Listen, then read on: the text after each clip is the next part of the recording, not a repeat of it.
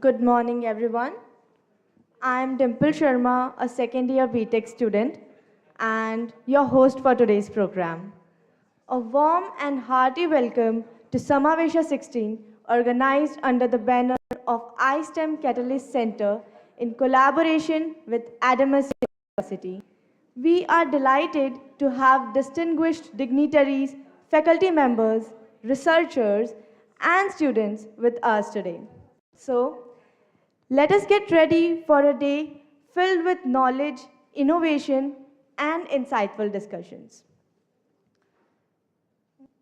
To begin our inaugural session, please welcome Dr. Moumita Mukherjee, Professor and Dean of Research and Development at Adamas University. She is an expert in terahertz electronics and AI-based medical imaging. Her pioneering COVID-19 detection research has gained global recognition, and with 150 publications and multiple awards, she stands as a true leader in science and innovation. Let's have a big round of applause for Dr. Mukherjee.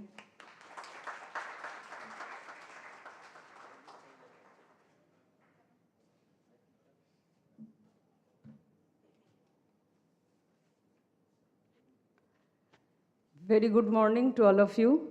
It is with immense pride and great pleasure that I stand before you today on the occasion of Samavesha 16, a celebration of innovation, collaboration, and scientific excellence.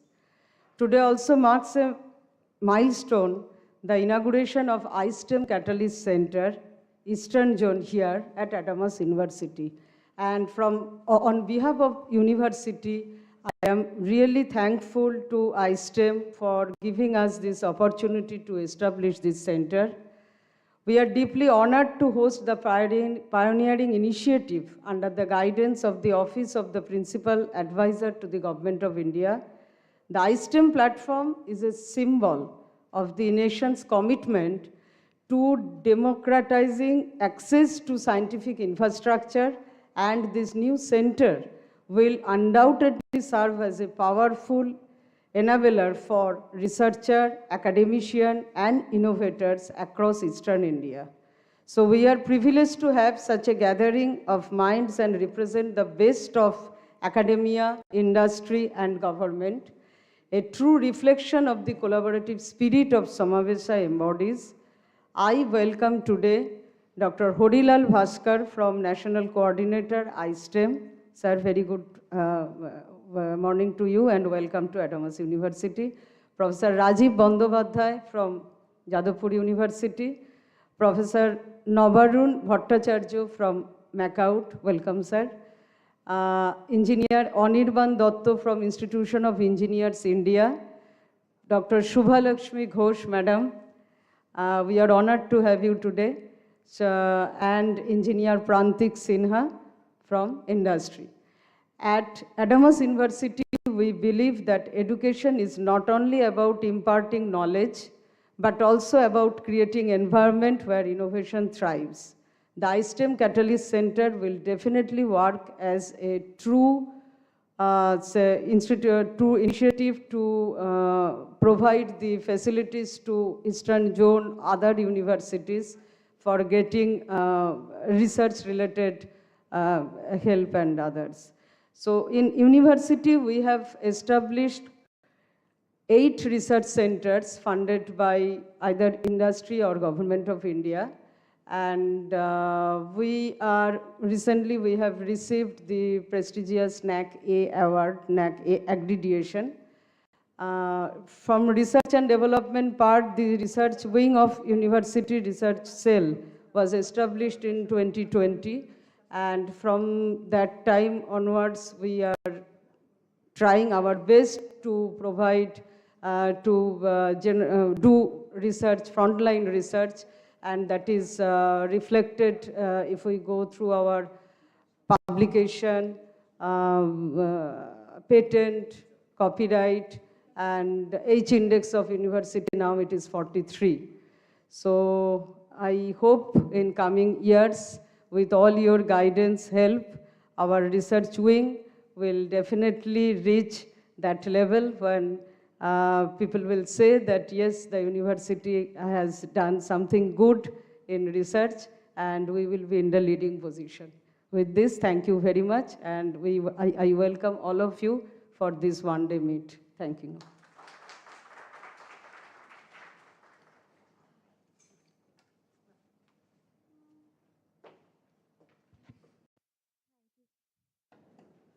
Thank you so much, ma'am, for your inspiring words.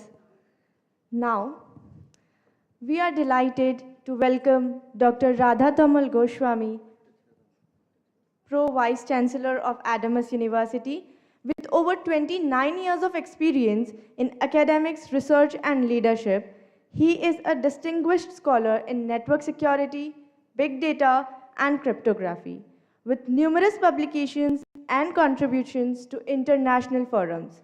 Please welcome him with a big round of applause.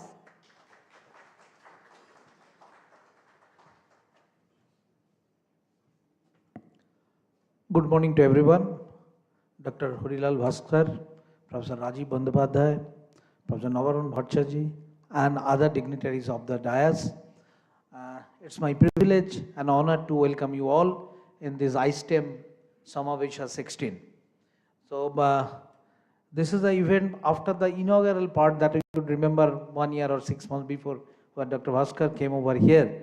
So, that time we had the 1 day, 2 day conference on this iSTEM.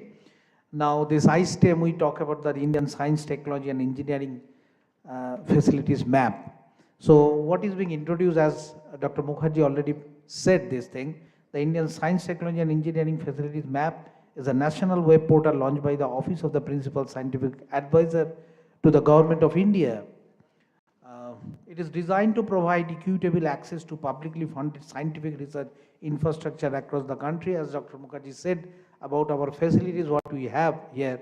And this is a really good initiative by the Government of India, that whatever the system we do have, all the public and the private university, that can be shared by the researchers and others.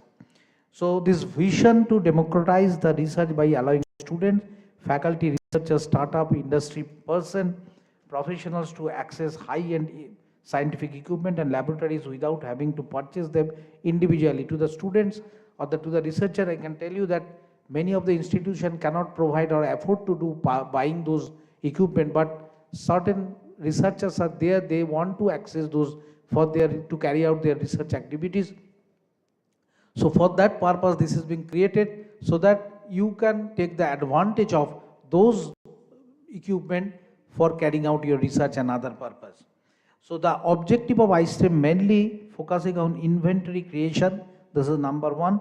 Build and maintain a dynamic nationwide database of scientific equipment and facilities that the iSTEM is doing under the leadership of Dr. Bhaskar.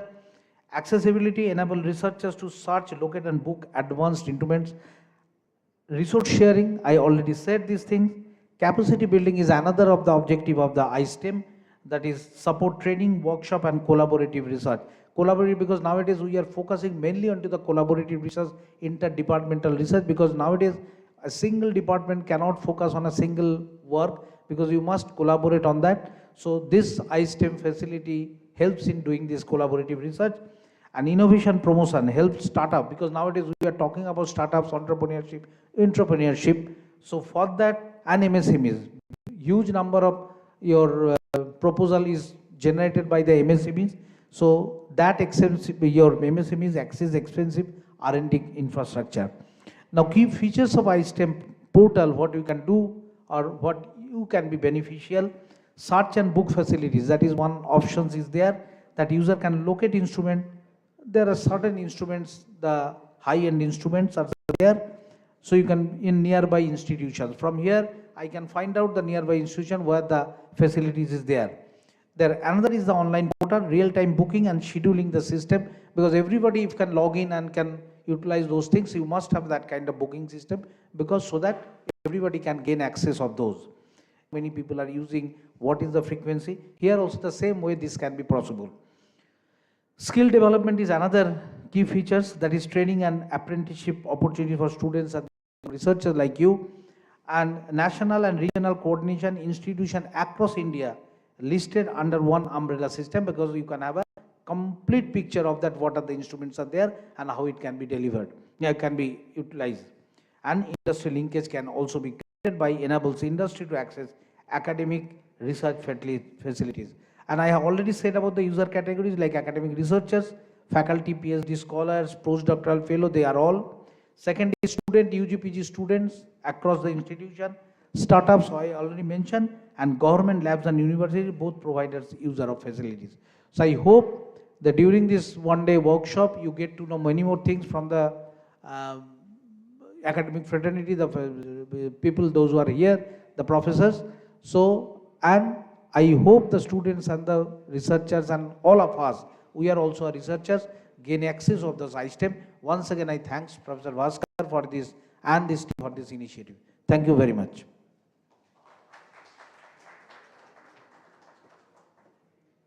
Thank you so much, sir, for sharing your valuable insights with us. Now, next up we have Professor Sneha Manju ma'am, Dean of Student Affairs and Professor of Geography at Adams University. Also serves as the Director of the Internal Quality Assurance Cell. With her deep expertise and academic excellence, she has been a guiding force for students and faculty alike. She has delivered inspiring lectures and opportunities, reflecting her commitment to knowledge, quality, and leadership. Please welcome her with a big round of applause.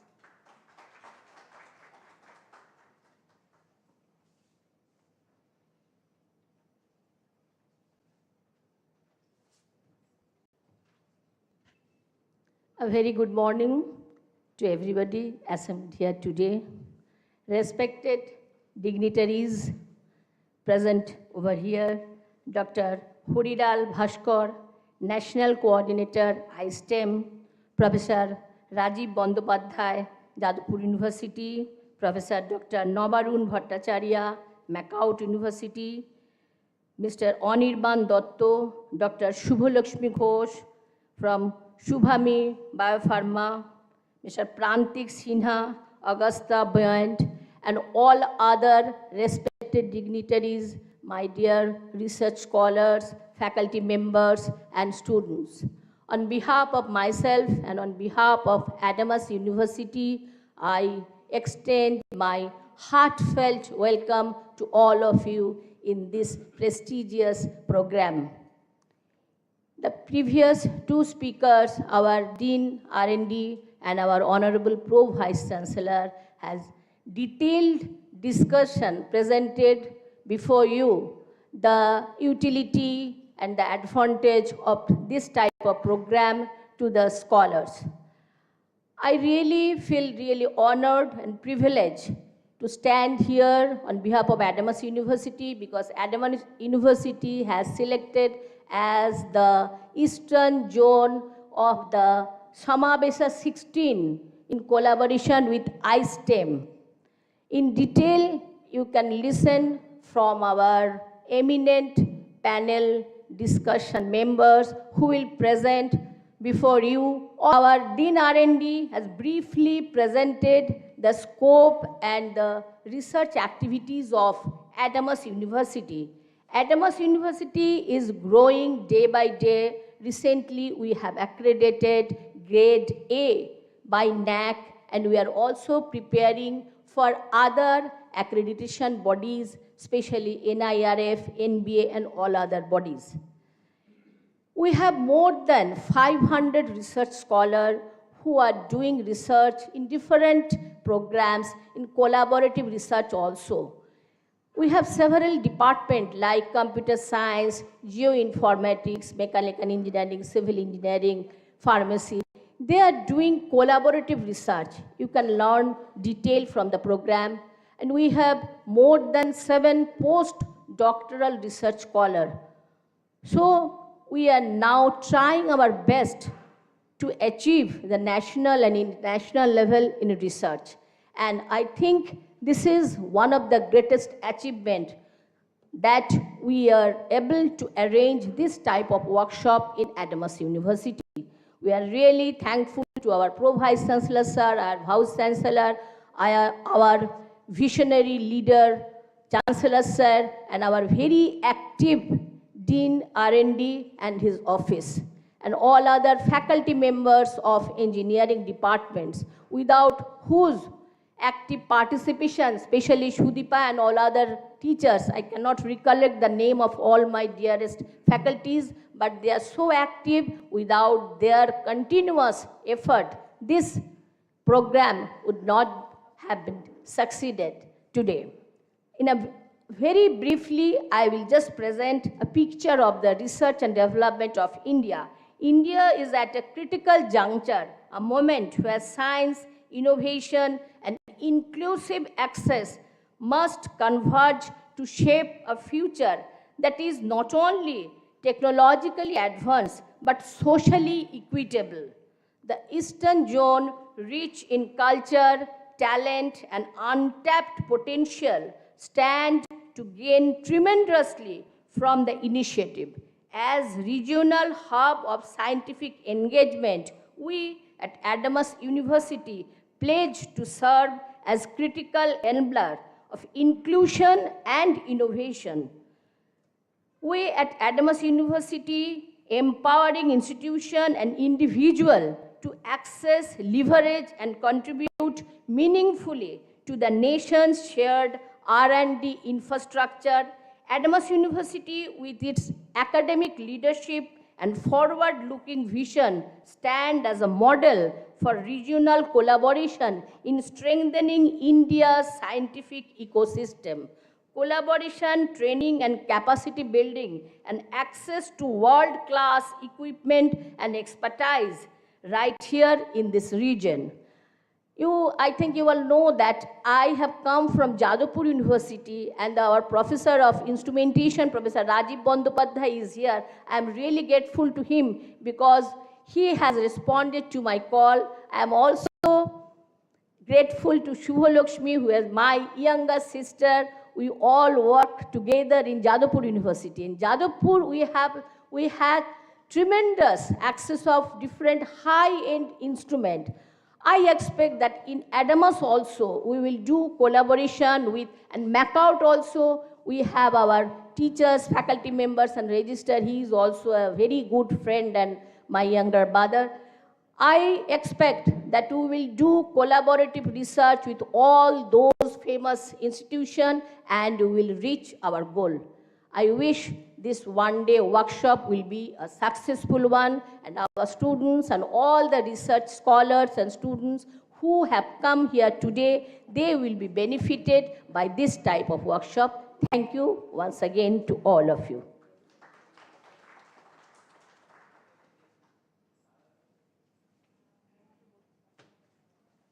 Thank you so much, ma'am, for being here with us today.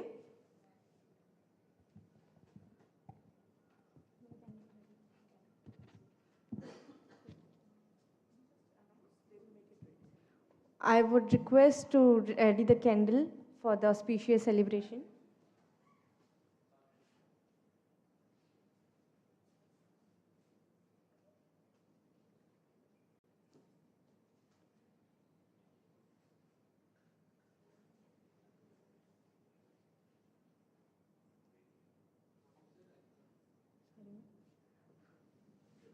No, no.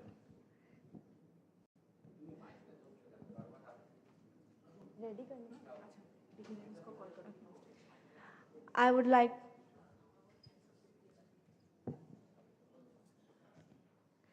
I would like to call all the dignitaries on the stage for the auspicious celebration of Samavesha 16. Let us light the diya as a symbol of knowledge and innovation.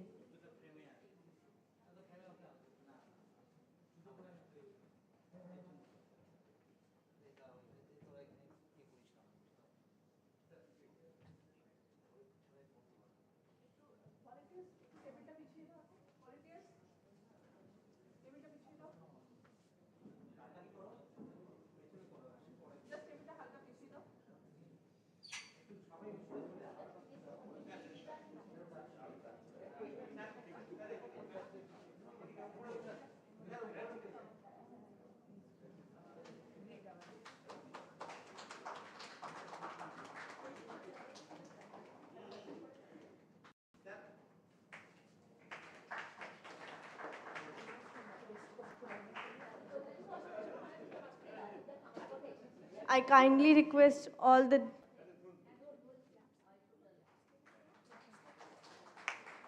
Please make a huge round of applause for them.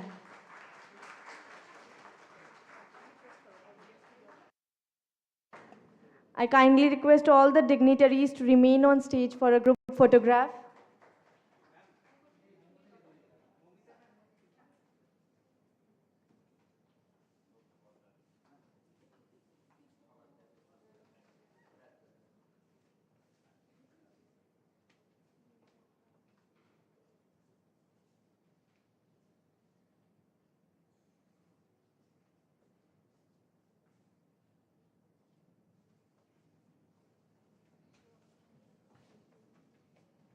দাঁড়া জুতোটা পরে নে।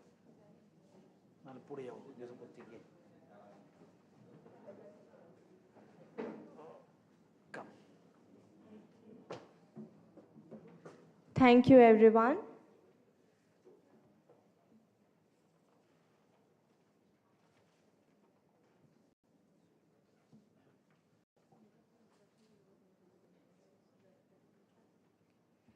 Now let's welcome Professor Sudipa Chakraborty. Please make a round of applause for her. Thank you. Thank you, Dimple. Respected dignitaries, esteemed faculty members, dedicated researchers, and my dear students. It is both an honor and responsibility to stand before you as the outreach coordinator of Adamas University Catalyst Center, ISTEM, under the Office of Principal Scientific Advisor to the Government of India.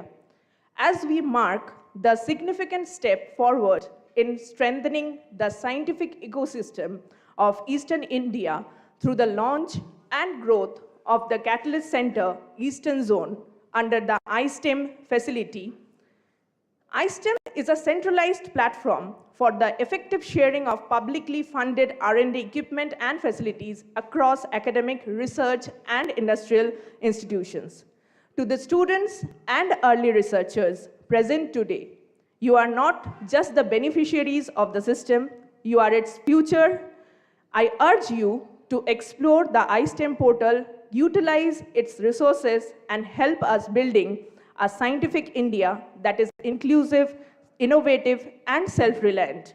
To the faculty members and the institutional leaders, let us commit to working collaboratively to share the resources, avoid any kind of duplication, and unlock the full potential of our collective collaborative capabilities. Let this Adamas University Catalyst Center be not just a facility, but a movement that carries the spirit of one nation, one scientific community. Thank you all. Jai Hind, Jai Vigyan.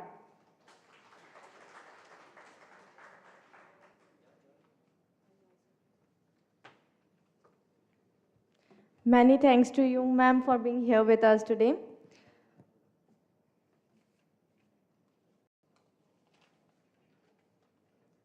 And now, I invite Harilal Bhaskar, National Coordinator of iSTEM.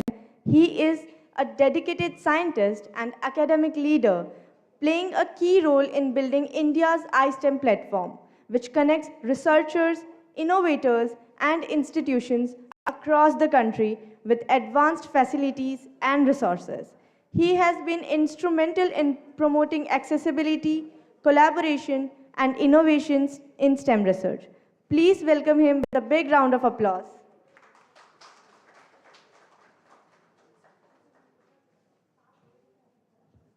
Honorable Vice Chancellor at Adamas University, Dean R&D, and Director ITQC, and all respected dignitaries. Good morning to everyone. It's my honor and, of course, privilege to be here in Kolkata with Adamas University. This is the second time we are doing the program called Samavesha. The idea of iSTEM already discussed by the Vice Chancellor as well as the R&D about what is about iSTEM. I'm not going to detail it, of course, about that. But iSTEM is a national portal, as you know that like any kind of a Uber model in the private sector, like all the segregation of publicly funded equipment in one platform. It is conceived and funded by Office of Principal Scientific Advisor, Government of India.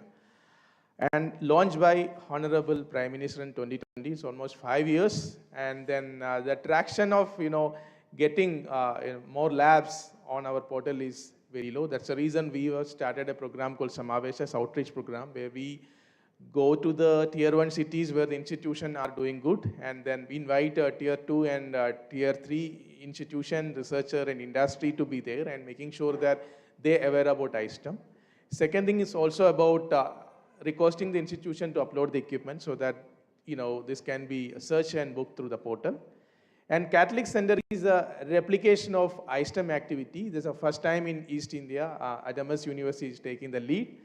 And I see the enthusiasm as well as the kind of from Dean R&D and Professor Sudeepa and other professors who's really coming and making sure that Adamas will lead on East India. That's very important actually, because the initiative, like a national initiative, is running by a small team, may not even reach the nook and corner of the nation. That's very difficult. So somebody, from each state who actually driving it in fully, then we will make sure that all institutions understand what is all about ISTEM and which are the sophisticated equipment, how can we utilize it completely, and making sure it is available on the portal so that researcher, industry and startup can search and book and use it. So example, like, one example I can say, from a person from rural area of Karnataka, the lady was struggling to find a research equipment which is lying in IISc, it's not too far from her. But the problem statement is like how to approach IISc and how to reach out to HOD, how to get this equipment to be booked. This challenge was like 3 years she was struggling to get it. After relaying the program, we met this woman who actually came and accessed the equipment in a matter of 1 minute by searching the equipment, and just like any hotel you're booking to make my trip, and then finally booked it, and without any challenges of getting the gate entry and other things, showing that this is booked through the ISTEM portal. We have an appointment today.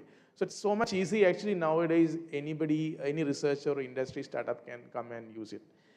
And why Catalyst Center again? I am seeing that even in West Bengal, we have a meeting yesterday with Science and Technology Council of West Bengal, asking them, can you help us to lead? Because Bengal, recently I see in most of the things are happening around, including the IT development, pharmaceutical industry, everything's happening here, and then the kind of a development. So hope the state government also support for our initiative, and then by collaborating with state government, I think this will reach each and nook and corner of the state, and making sure that no researcher will, or no industry or no startup will be get a challenge of not getting access to this sophisticated equipment. If you look at in terms of numbers, so as I said, we have 3,500 institutions, that's a lab, uploaded their equipment across the nation. And we have 40,000 users who utilize this portal so far. And we also have 28K plus equipments uploaded in the portal. But the problem is how much these are really can be accessed. When you request, like, of course, I give an example of the private portal like Make My Trip. It's easy because both the side there is a motivation. Institute also want to generate revenue, and then also want to, the hotel want to generate revenue, they want to complete occupancy.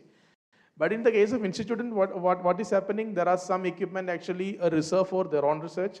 Second is there are no operator for multiple equipment, because this may be owned by a professor or a PI who actually got this equipment for a research. Example, give an example of IIT or NIT or ICER, this scenario we've seen more.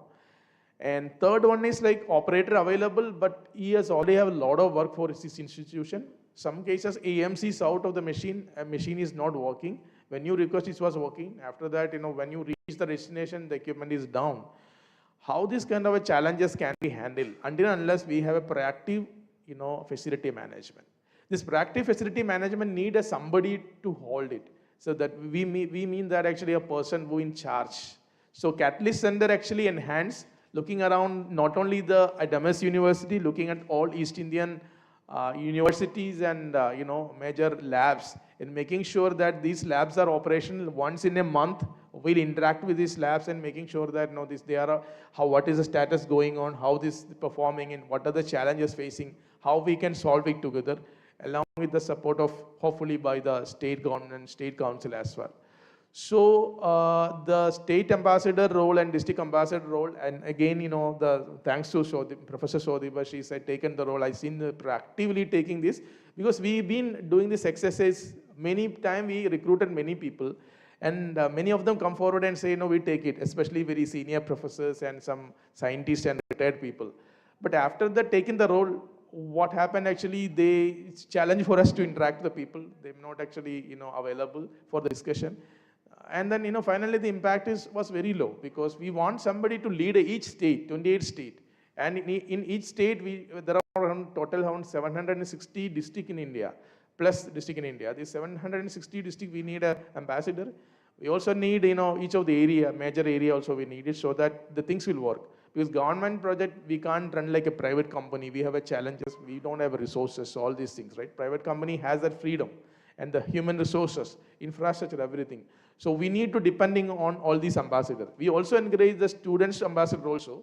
The student ambassador who can actually conduct this kind of program on behalf of ISTEM, and then we'll also share you the SOP which can be utilized. We can also connect to the, spread the news about ISTEM so that your colleague, researcher or a student can utilize this equipment, maybe from even IIT Kharagpur or maybe ISER or maybe Adamas University or any other university nearby, so that the state itself all the researchers get benefited. And other initiative what we have taken is called IRISE program. Pro Vice Chancellor already talked about that. IRISE program is all about, of course, the challenge is operator. Getting an operator job. See, we are in the era of AI, and then the skill set we need in the future is all about hands-on skill set. Something most of the skills are going to be taken over by AI. That's not the reality, even though some of you not admit it. Where actually we need a skill like, I say the behavioral skill set, how to interact with people, how to communicate, how to, manage the things, how to negotiate the thing, or, how to proactively take the leadership. These are the roles still going to be, human will still prevail. Of course, even creative field like even making a movie, writing a poem, all are taken by AI already. So it's not difficult, all this job. So you should be focused. So operator training program is focusing on creating a job in, even, PhDs, who are PhDs actually place in IITs or getting 1.5 to 2 lakh salary for as a scientist to, take off the, some of this sophisticated equipment. So we are actually creating an institute requesting who is having a lot of equipment. We inviting all the around 30 to 40 participants from. We divided three. One category is researcher who want to know about the equipment. Second category is graduates and ITI diploma and even including the masters and the PhDs want to become an operator, to be an operator. Third category is like graduates, the already existing operator, they want to upskill because they may be knowing how to operate NMR or XRD, but maybe not knowing how to operate other equipment in their lab. So this initiative, we conducted around 5 programs across the south, but we never had any program in west and east so far. Hopefully we'll again depending on Adamas for taking it forward because of your leadership. You already shown.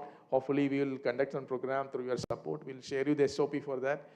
At that point of time, we may not need it all the time. The reason is that we are actually replicating ourselves through the Catalyst Center so that our presence can be reduced because it's very difficult for us to travel every places, do the program and making sure our team will be there. No, it's not needed. Now everything run on SOP, like a franchisee model I say. We'll create entire process, share with you, and we'll walk through it. And finally, Adamas University run all this program across the region, not only in just benefited in other states. So thanks again, Adamas, again inviting and conducting the program again in the same university, and also the first Catholic Center. And I'm so happy that the first Catholic Center is inaugurating it today. And thanks for all the visionaries. And hopefully it will be a game changer for the regional. Jai Hind.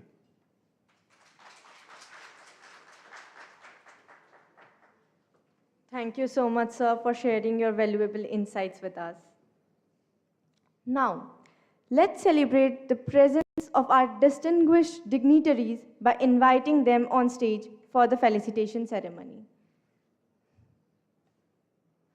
And I would like, now with great respect, I call upon our Honorable Vice Chancellor, Pro Vice Chancellor, Director IREC and Dean Student Affairs, and Dean of Research and Development, to felicitate our dignitaries and make this moment For today, Dr. Harilal Bhaskar. Sir, on stage, please. The National Coordinator of iSTEM Initiative, he is a dedicated scientist and academic leader playing a key role in building iSTEM India's portal, which connects researchers, innovators, and institutions across the country. Institution of Engineers, India, with over 25 years of expertise in mechanical engineering, energy management, and industrial consultancy. He holds certifications from globally recognized institutions like ASME and ASHRAE.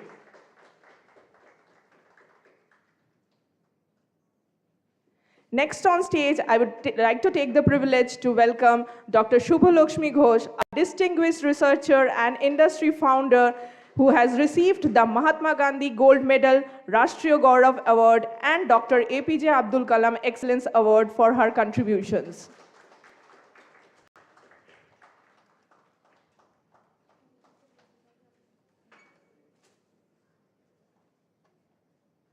Ladies and gentlemen, it is my honor to introduce Professor Rajiv Bandhopadhyay, a highly esteemed scholar in the field of instrumentation and electronics. Professor Rajiv Bandhopadhyay on stage, please. To felicitate him, we have with us Honorable Pro Vice Chancellor, Adamas University, Professor Radha Tamal Goswami.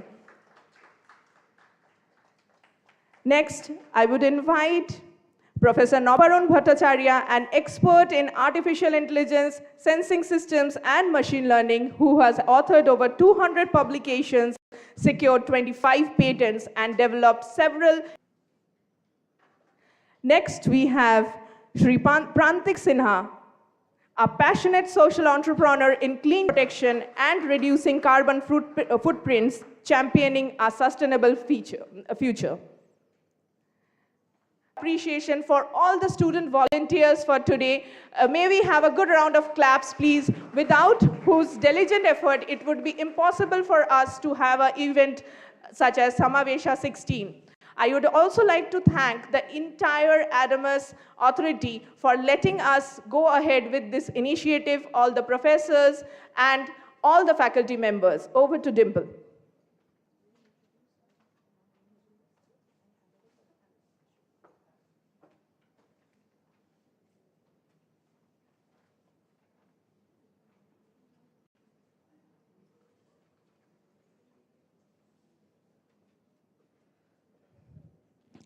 Now, it's time for something exciting, our panel discussion.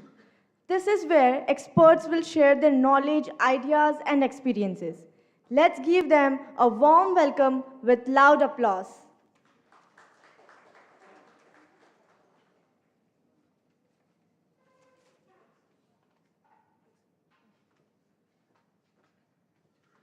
I just forgot to mention another dignitaries, a pioneer in mechanical engineering, who is also present with us. I'd like to welcome Dr. Momita Mukherjee ma'am on dais to welcome Professor Shantanu Das from Kollani Government Engineering College. Preyoshi, please hand over the bouquet to ma'am. Professor Shantanu Das, who had been a pillar for the Department of Mechanical Engineering at Adamas University, with his guidance and able support, we are able to go ahead with a memorandum of understanding with Kalyani Government Engineering College. Thank you, sir, for your gracious presence.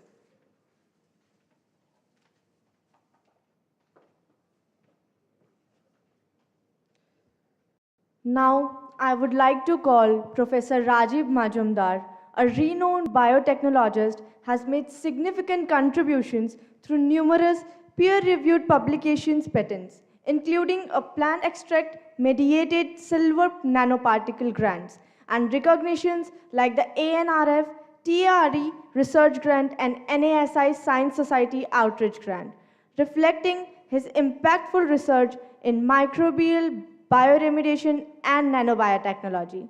Let's greet him with a round of applause.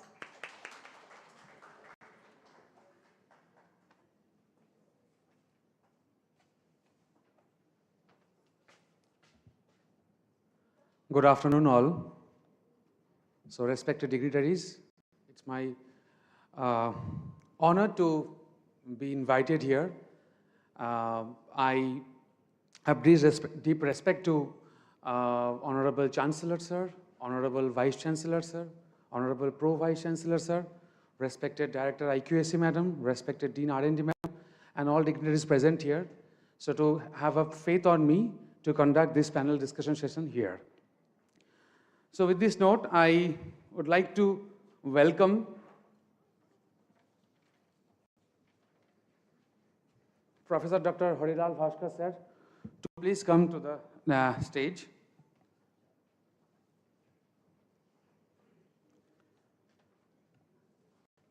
I'd like to welcome Professor Rajiv Bandyopadhyay sir to come into the stage with a very good round of applause with them.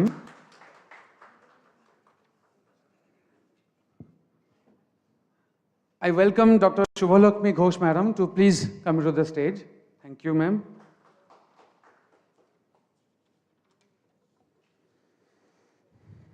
I take the privilege to welcome Professor Dr. Navarun Bandyopadhyay sir to please come to the stage.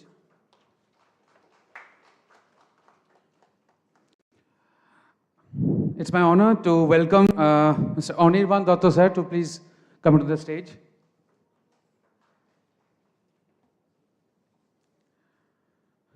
Next, I request Mr. Prantik Sinha sir to please come into the stage.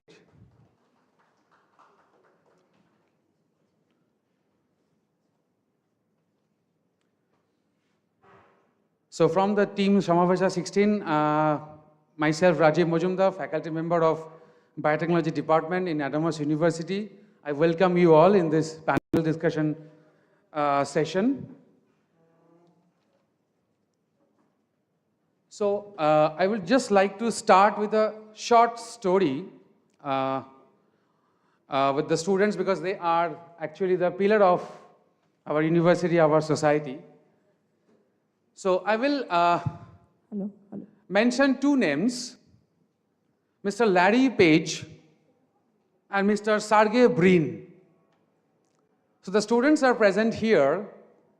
So the name I just mentioned, do you know, who is Mr. Larry Page and Mr. Sergey Brin and why they have been renowned in the society, in the science and technology? Anyone? Okay, so Mr. Larry Page and Mr. Sergey Brin, they were a PhD students of Stanford University, and these two renowned persons were the co-founder of Google, and they started their company in 1998 with a search engine that they have discovered, they had invented with the name of Backrab. So nowadays, we all know Google. Everyone, we are using the search engine for several information in our day-to-day life. So with this note, I will start my panel discussion session with a question that how we can create another Google or another Infosys or even another Biocon from the university. So with this note, I would like to ask some queries. I will start with Professor Harilal Bhaskar sir.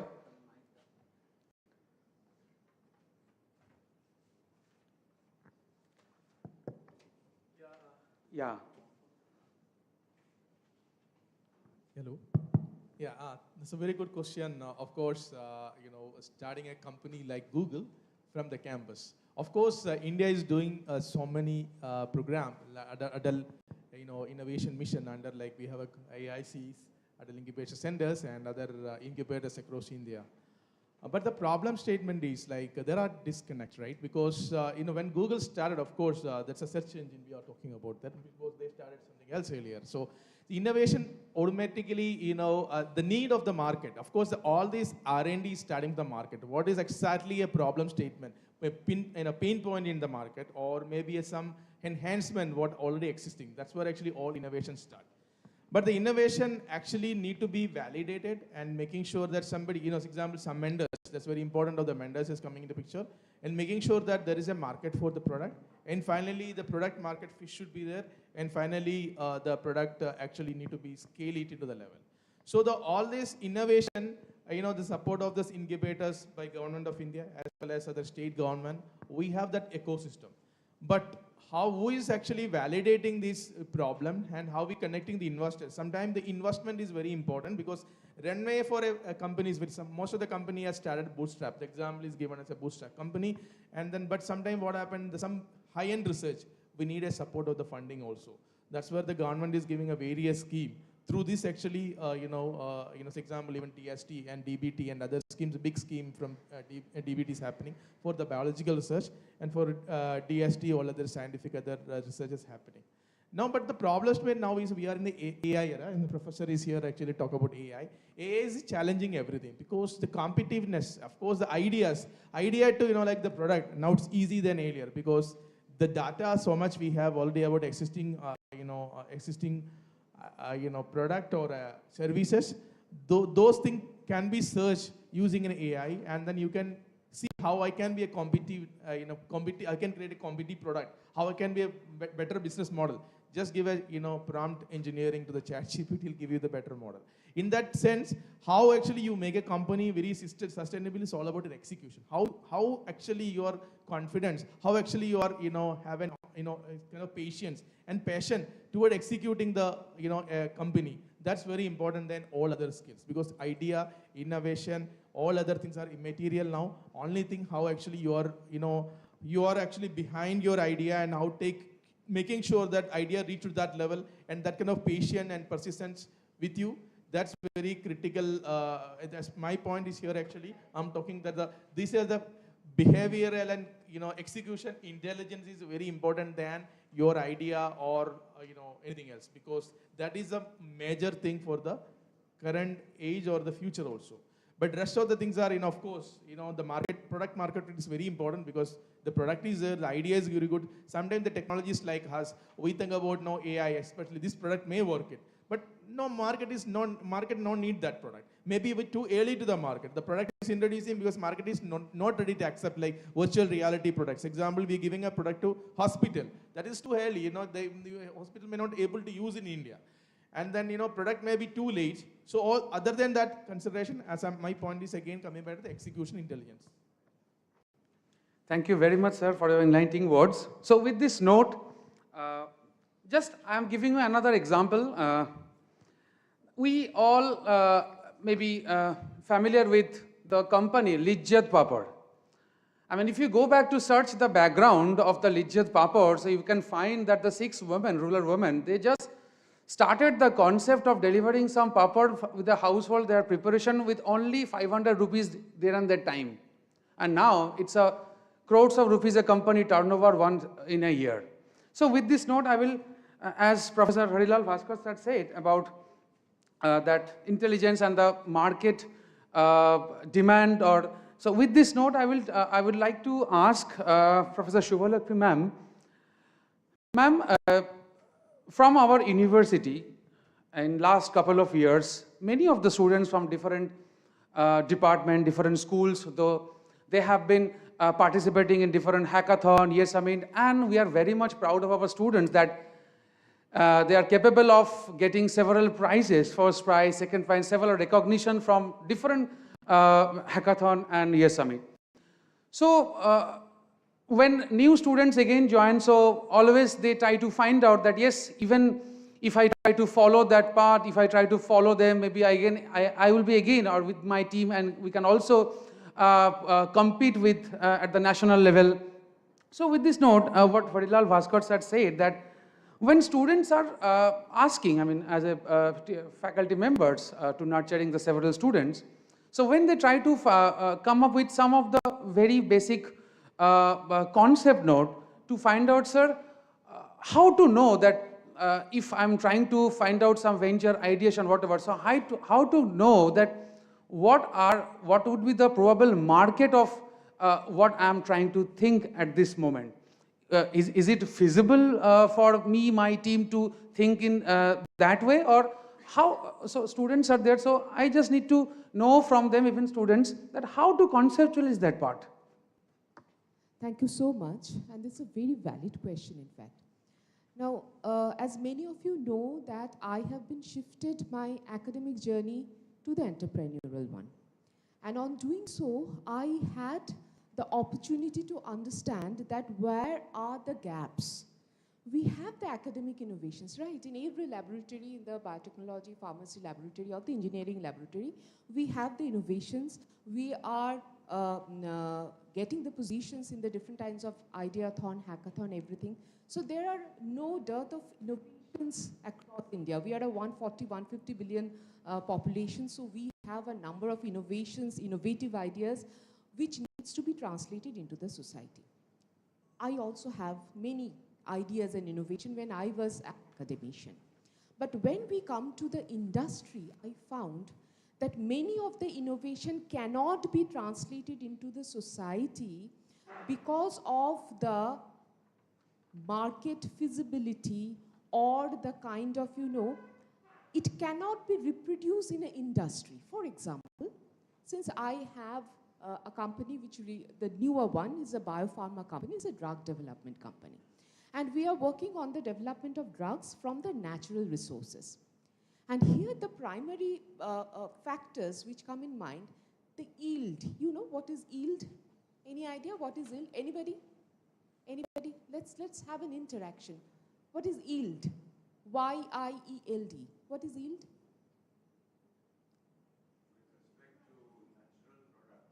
Anything. What do you understand by the term yield? Absolutely, absolutely. So for example, right, for example, we are having a raw material of 100 grams. From that, we are getting 70 grams of the product. That's a good yield. But in the biopharma industry, what happened? There's 100 gram of product and we are getting 0.1, 0.0 gram of the materials. That won't have the market feasibility. We cannot produce it in a large scale, and then the manufacturing cost can be huge in respect to the final price of the product because there is a gap. So the innovation, whatever we are thinking about, has to be market ready. It has to be reproduced, and for that we has to be think about the pilot manufacturing. And that's the sector where the Department of Biotechnology, Government of India, and the BIRAC or the EJUVA centers, which Adamas already have, they are emphasizing on some product development which has the capacity to be developed in a scale which has a continuous supply chain. Most of the innovation lag in this point. We've developed something highly effective, highly efficacious with a biological efficacy is very high. But whether it will be able to manufacture it in a very continuous fashion in a metric ton or a cubic ton levels, there is a gap. Also, we don't have the connection with the retailers and distributors who are actually, they don't ask about the doctors or the affiliation you have. They just tell me that क्या आप बेच सकते हो 2 रुपए में तो फिर आ जाओ नहीं तो फिर हम लोग मिल जाएंगे कोई और. And they don't think about the quality assurance, nothing.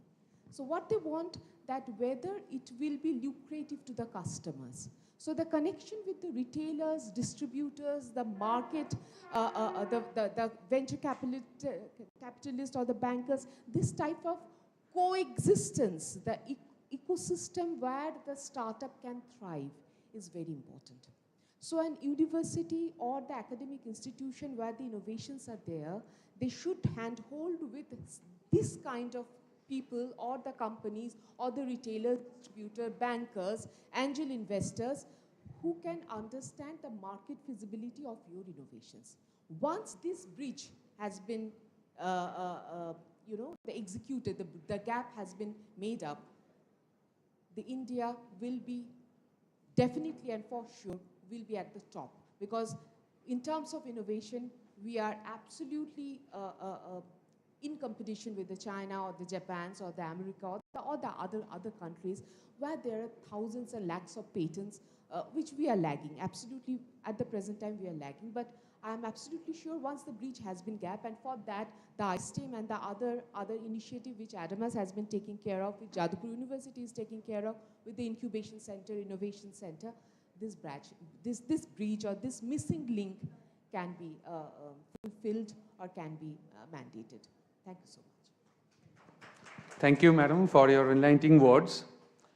So, as we are into the iSTEM Samavesha 16 program, so as already Professor Harilal Bhaskar sir already mentioned about the role of the iSTEM in India.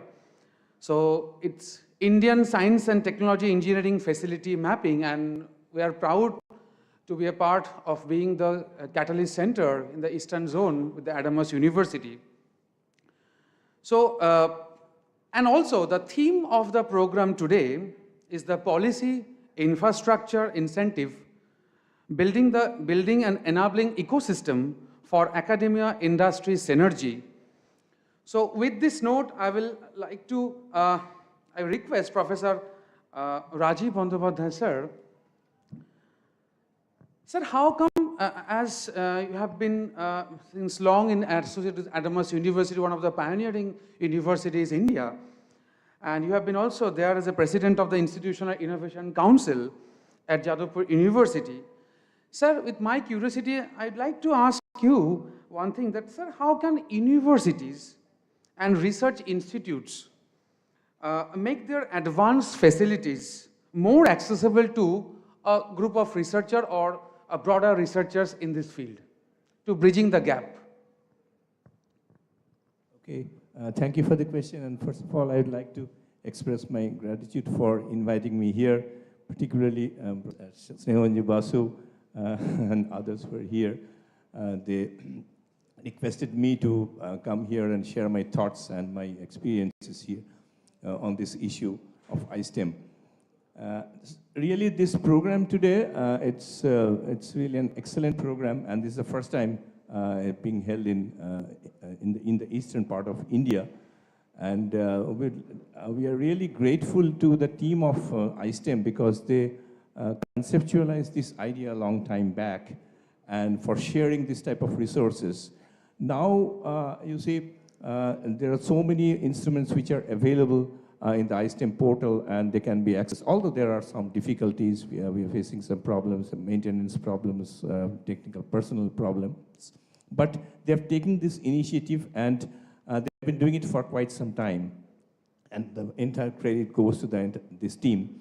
And now the government of India is also promoting that. A similar type of,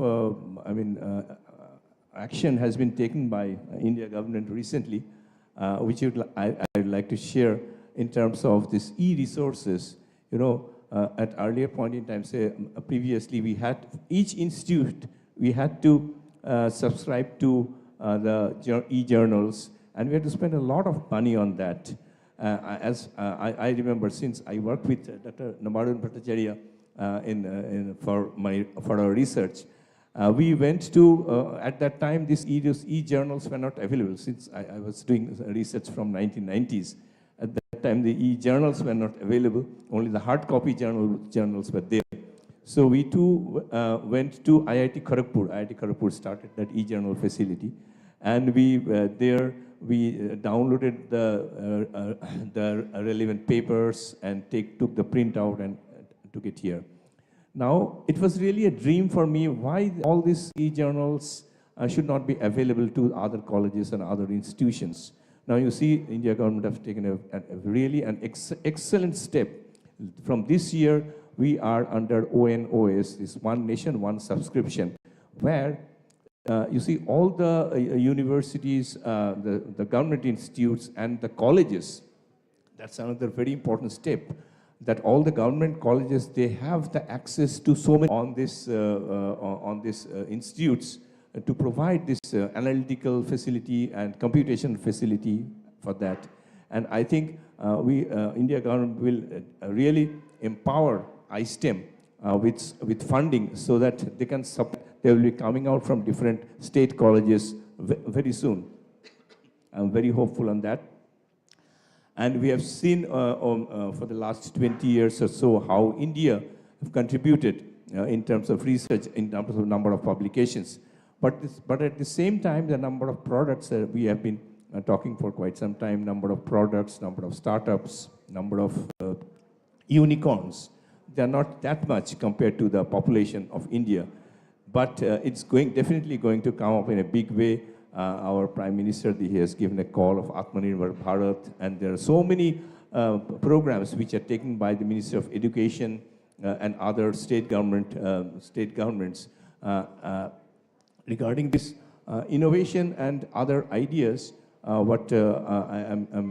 like to share my thought with what Dr. Shivalakshmi Ghosh said, that these ideas and these concepts, which can be how we can productize this. There are so many avenues now. We have several hackathons we are organizing. So many experts are coming. We have the idea contest, as all of you must be knowing, and you have participated in this Yukti program of AICT. MSME, they have some idea programs also. From there also, if somebody has some good idea, he can get whether that idea is good or not. And there are some, of course, there are some AI tools, from there, one can get some idea before going to the market. So initially, this type of screening can be done. And after that, if somebody talks with these market people, the dealers and others, then that will make sense for taking this product forward.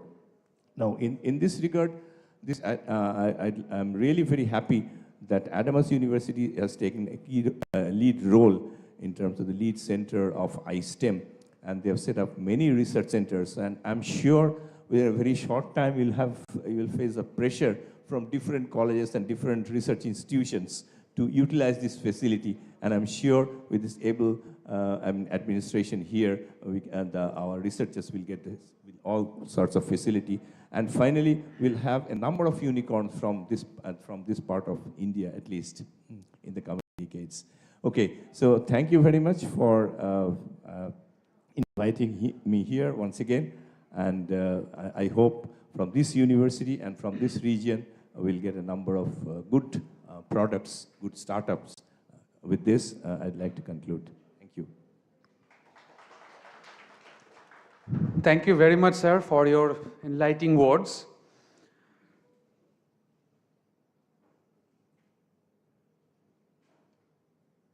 So,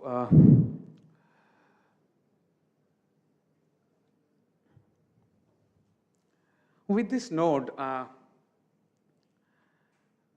would like to ask Professor Dr. Navaran Bhattacharya, sir, with your extensive expertise in the field of AI, and both in academia and National R&D Center like CDAX, both in Kolkata and Patna.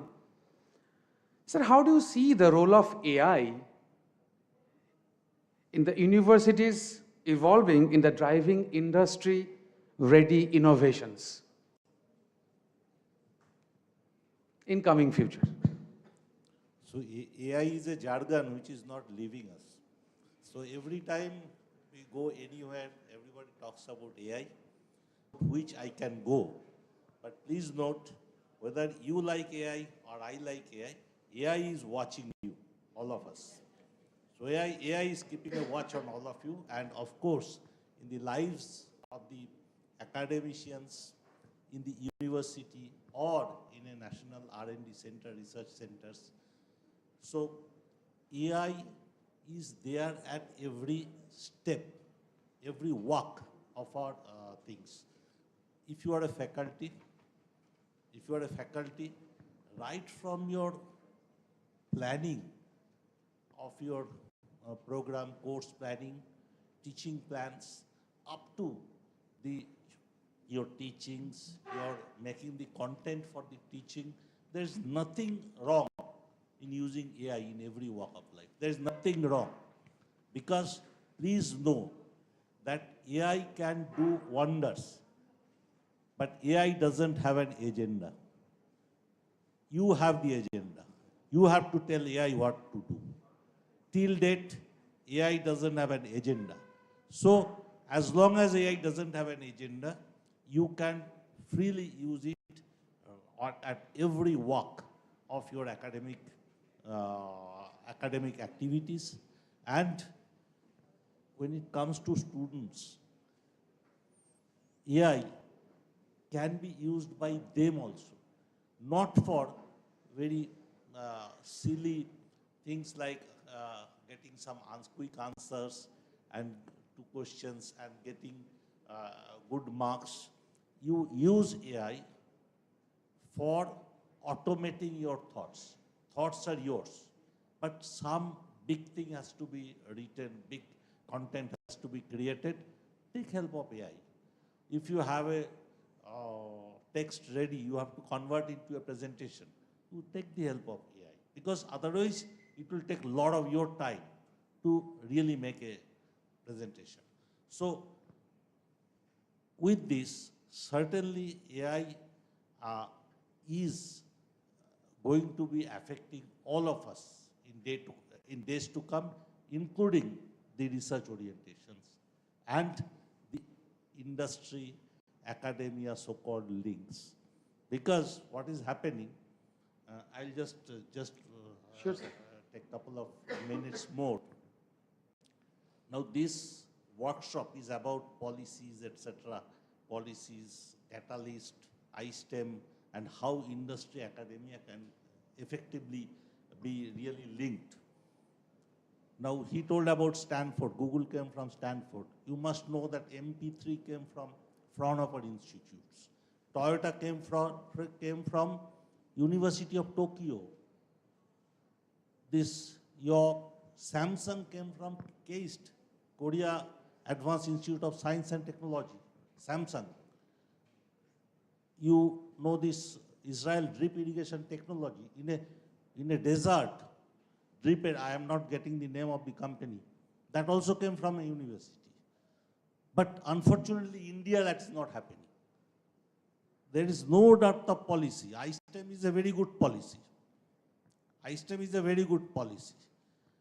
Similarly, a number of policies are there, but the real operationalization is not happening. Actually, on the field, you have to operationalize these policies to meet the right objectives. And not to operationalize to the fullest extent, both industries and academia are responsible. Both. Not that only academia has to go to industry, meet the need of the industry. Industry has to also come close to academia and tell their problems.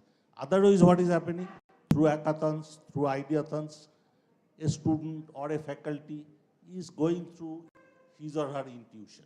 And industry is trying to make academia as a cheap source of resources.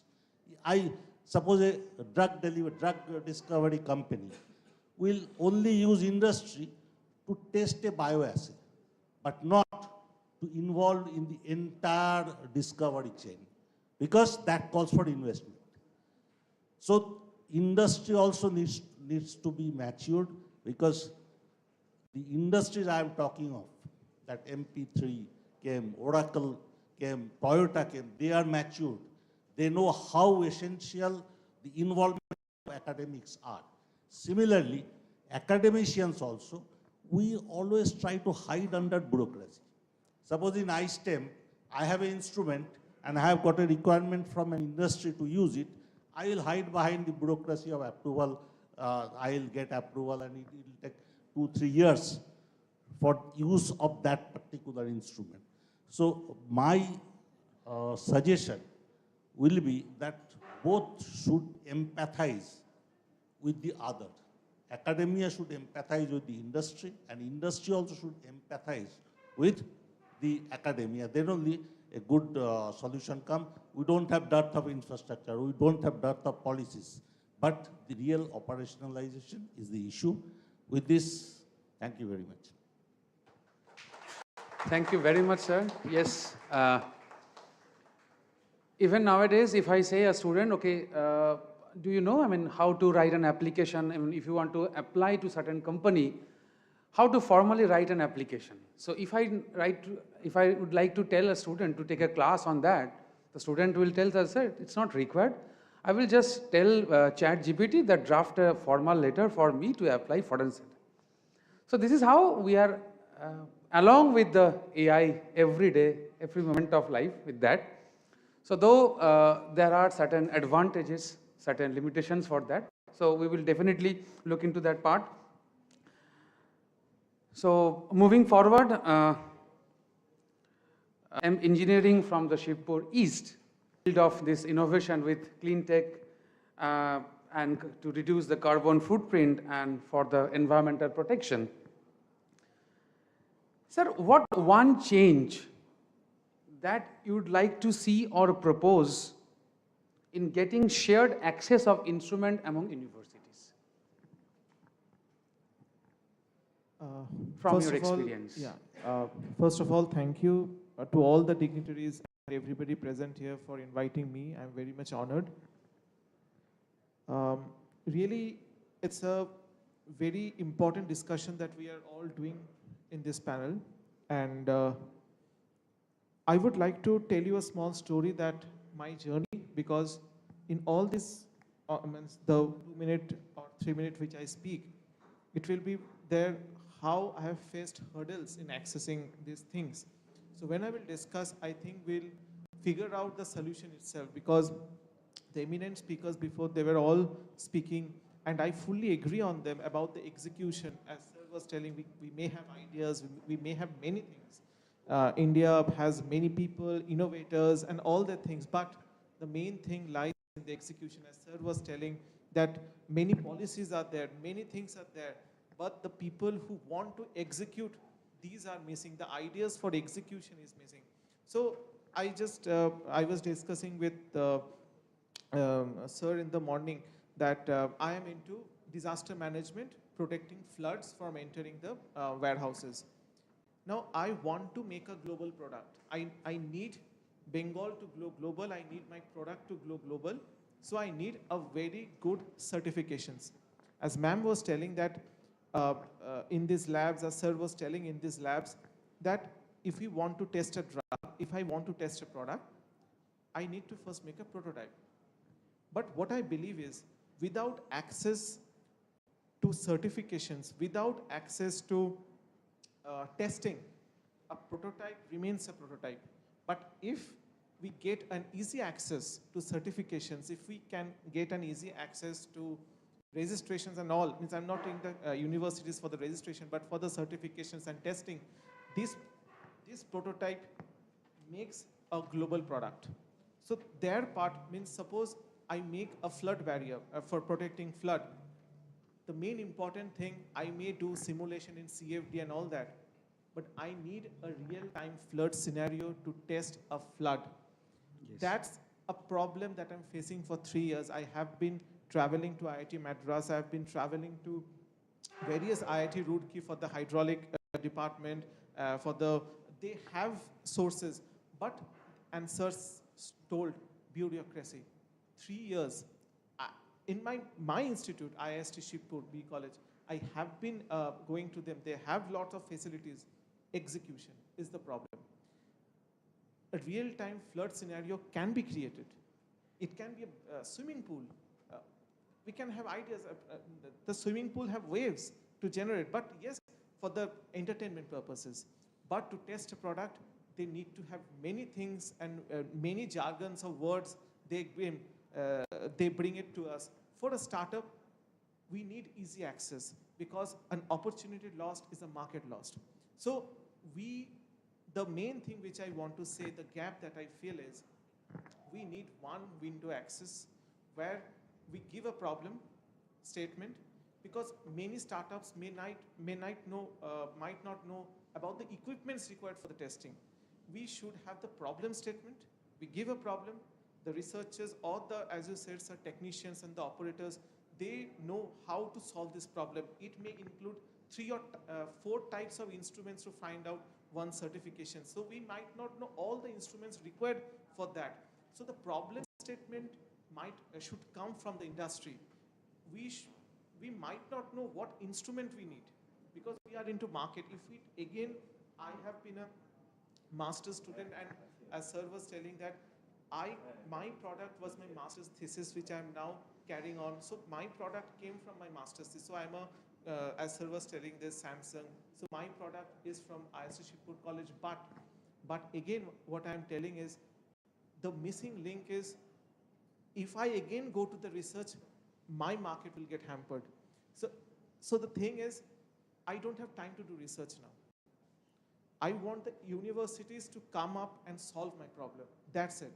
As an entrepreneur, I need to get a problem of the society solved, because a problem is not only feasible if it is technically feasible. It has to be commercially viable. It has to be market acceptable. It has to be politically also acceptable. Many things are there which we deal on. If technology, as sir said, means we don't want to only test the product, the whole combination from making it BOQ, like bill of materials, to everything, the institute should support us so that we have a market-ready product with what type of standards are required, what type of standards are being maintained. This whole facility, the university should provide the industries. So yeah, that's the thing I want to discuss over here. Thank you very much, sir, with your story. And we are very much sure that with the help of iSTEM, definitely this issue, whatever we may face, obviously, definitely will all get solved, and will definitely serve as a good catalyst center in Adamos University with collaboration with iSTEM. So, and finally, Mr. Anirban Datta, sir. Sir, we are talking about that policies, infrastructure, and definitely a product-oriented. So usually when we are in the research field during that time, we all followed that prototype, that yes, whatever the research that we are doing, we have to publish in a paper. So because papers are required, because the papers are required for the EGC, maybe the papers are required for my postdoc journey, and so no, nowadays scenario is being changing. Definitely with the Make in India approach, we are dreaming to have our own identity in India. So that's why we get to see different startups, and they are really doing well. Whenever we get to see some information from LinkedIn, from professional networking site. So my a small curious question to you, sir, with your long expertise in this field. Sir, many startups usually they struggle with some scale up due to some inadequate facility or the shared facility research. And sometimes also a third-party validation or the approval of competent authority. Sometimes we get some struggle of, because if you see in the LinkedIn, so many founder, they used to say their story that yes, finally, maybe some more time they require to get this third-party validation or some approval from competent authority. So we just need to know from you your expert opinion and views in this regard. First of all, thank you very much for inviting me in this session. And the question which you have asked to me, even if you have not asked to me, I would have touched upon this area. So from the beginning of the session, when I was hearing the speech of Mr. Bhaskar, Dr. Bhaskar, that one point I just catched. The institutions he mentioned about Tier 1, Tier 2, Tier 3. That is, I would say, for a country like India, with a population of 140 crores, and also there are so many engineering institutions, but this tier, again, that is an issue in the validation of any product or any process or any innovation. Now, as both Rajiv sir and Shubhalakshmi ma'am, as well as Navarun sir, they have mentioned about the commercialization feasibility of any product or process or a system, and the ideas, and also the inherent bureaucracy involved in the academia, And Navarun sir has very correctly mentioned, very correctly has pointed out, the gap is there between the industry and academia, in India in particular, because I have seen the interactive mode in the universities in US and Europe also. They work hand by hand. And due to this bureaucracy, both from the industry and academia, this gap is still, there are gaps, and even after so many policies, so many benefits, so many fundings, and so many other advantages which are at different point of time, those are being given by the government and the authorities, still these gaps are there. Just I was hearing from Mr. Sinha that to start with, an entrepreneur, what problem he needs to face. Now let me ask, I believe there are students. So how many of the students are really willing to take up a challenge and not to chase for a secure job and go for something which is innovative?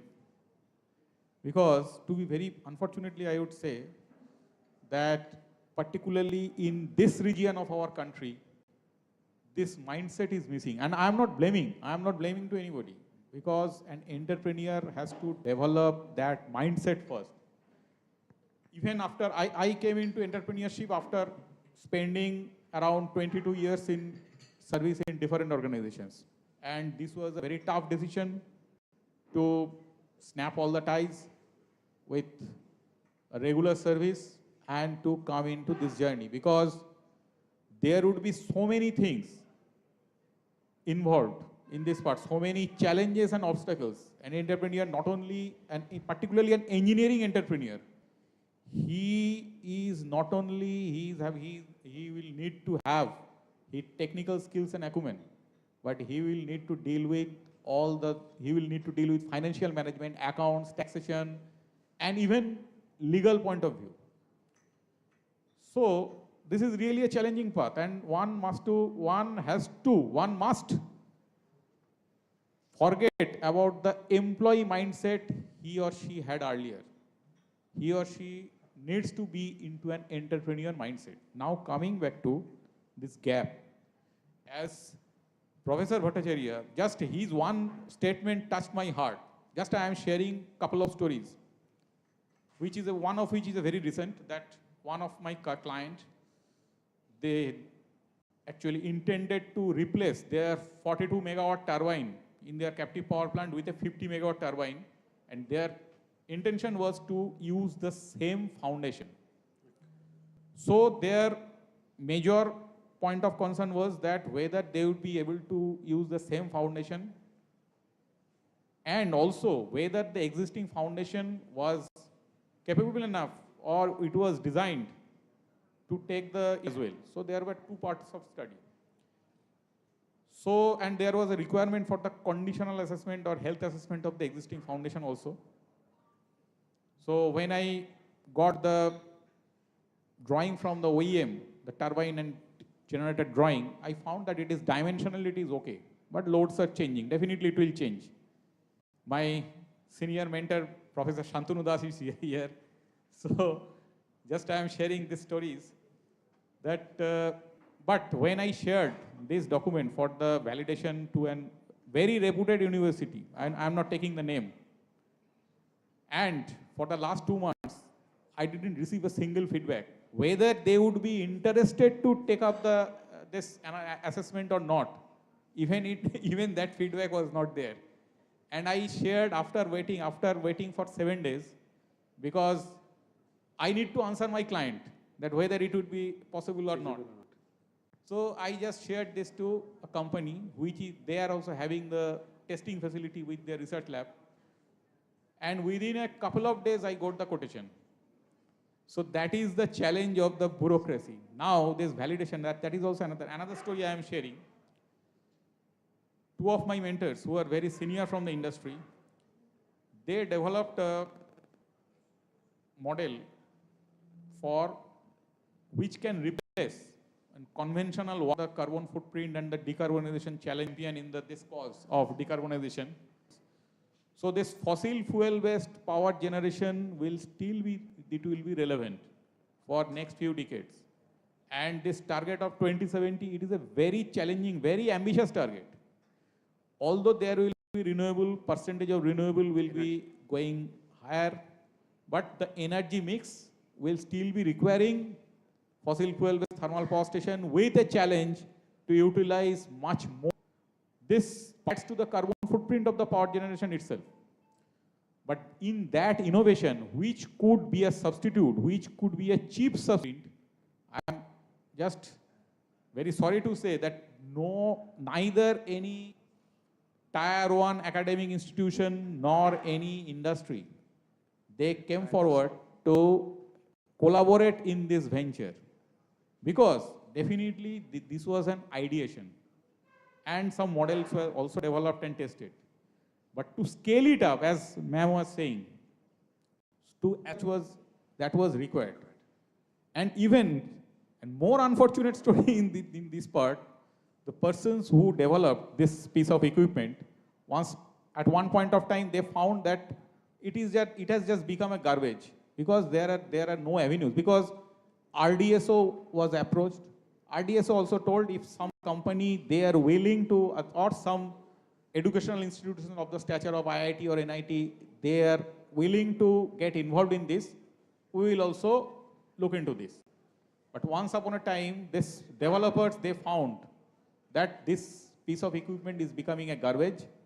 They wanted to give it, were also not very, I would not say it will be very lucrative response. So one institution finally came up. That is also a private institution, not any government institution.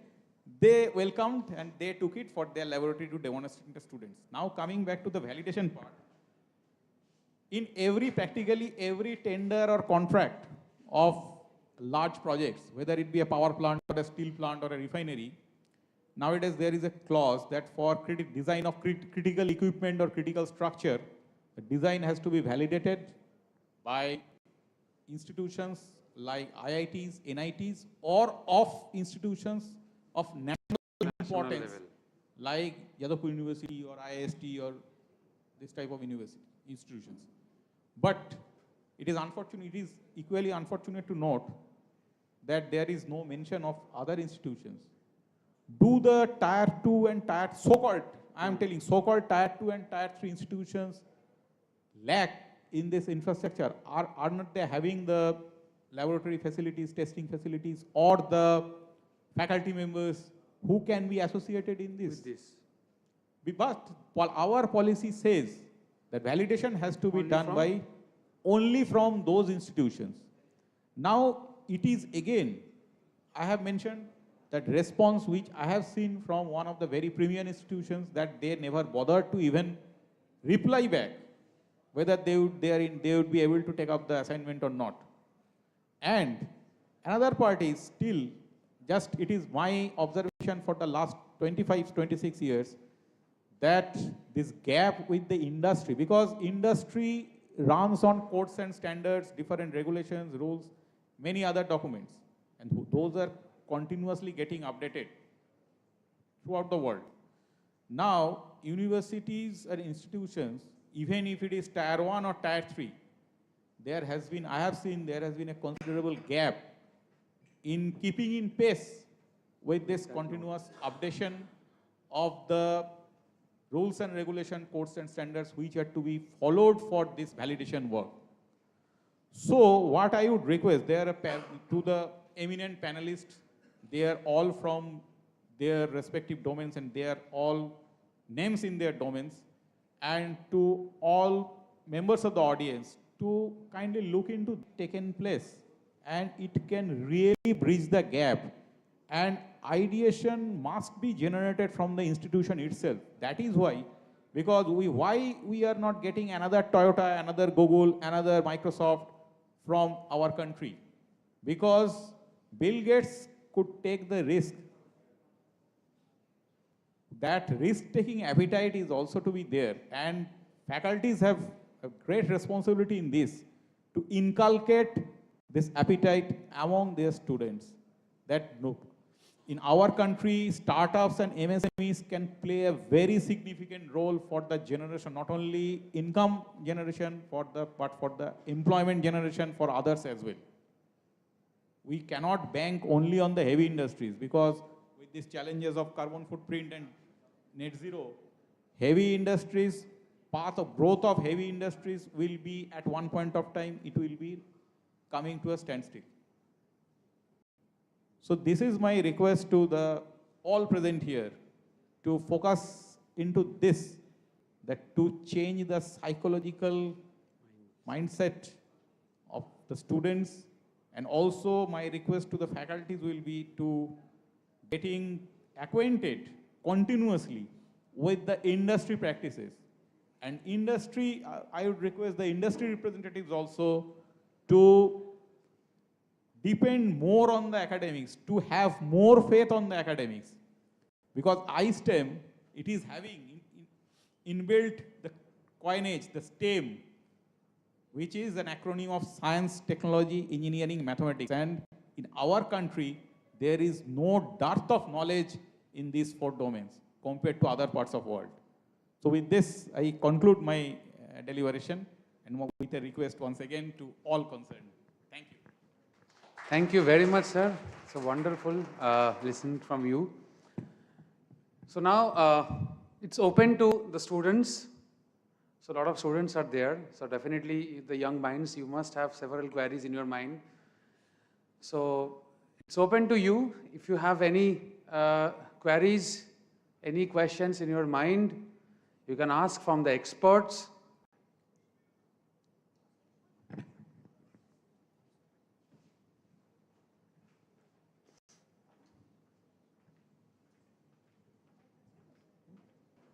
Whatever the questions that comes in your mind, we have eminent experts here. It will be definitely beneficial to all of you. I have this question to Dr. Shubhalakshmi ma'am. Ma'am, like many of the students like want to start their startup in this age. So what would you suggest the entrepreneurs that what skills should they have to build their startup? First of all, you have to understand that what is the zone of interest of yours. You can have an entrepreneurial journey as a photographer, being a science student. You have an entrepreneurial journey of a nutraceutical, being an humanities student. So what is the zone of interest is the most important thing which you have to question yourself, number 1. Number 2 is the team. Because business is something which needs a very huge and humongous amount of teamwork together. Not only the marketing, distribution, that's the other part, but to develop something, a prototype, you need a very good team.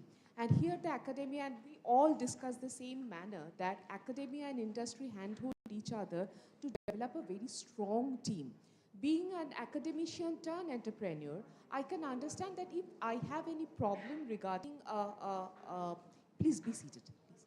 So if I have any problem to develop something in my prototype scale, I should have my academician friends and colleagues to handhold with me.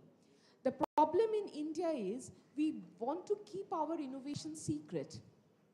We don't want to discuss this with the industry. Somebody will take our idea and develop their own product, so must not discuss. This is the first major drawback which we have. We should discuss. We should collaborate. We should team up. For example, today I'm here just because of Snehu ma'am called me that Shubhalakshmi, you have to be here because you have a journey which the student should know.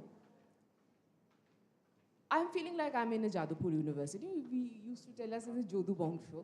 And with Rajiv sir, with Snehu ma'am. So this is the connections we built. And in that stage, I have made the connection with these eminents, which we can explore further. So once you are a student, once you have an idea, once you have an interest, the first thing you have to do, you have to make a team, because alone you can't proceed. Make a very strong team who can, you know, who can handhold where you are, the lacuna which you have. Maybe you don't have the financial knowledge. So make a friend. That, sir, I have this problem, I need this solution. We mentor has to be that much resilient to have a talk with you. Then the prototype has been there. So let's connect with some industry who will validate the prototype and who will think that, yes, the market viabilities are there. Have the, another very important thing that I always carry in my bag, 45 নম্বর বাসের ticket. আমি এটা আগেও বলেছি যে 45 নম্বর বাসের ticket আমাকে সল্টলেক উল্টোডাঙ্গা থেকে Jadavpur university যেতে আমি গাড়ি রোজ ব্যবহার করি না, because at the end of the month I have 4 of my employees or 5 of my employees to pay the paycheck. So you have to have that, that mentality to step out from your comfort zone. Once you are in an entrepreneurial journey, there will be 24/7 hours of involvement. And if you want, in one stage of your life, if you want to buy something without checking the price tag of that product, you have to work in a way not to look into the watch on your hand. So if you can do that, you can be an entrepreneur. একটা কথা আমি খুব recently শিখেছি, which touches my heart, काम से अपना नाम बनाओ, एक दिन नाम से काम बन जाएगा. Wonderful. Absolutely amazing. Thank you, ma'am.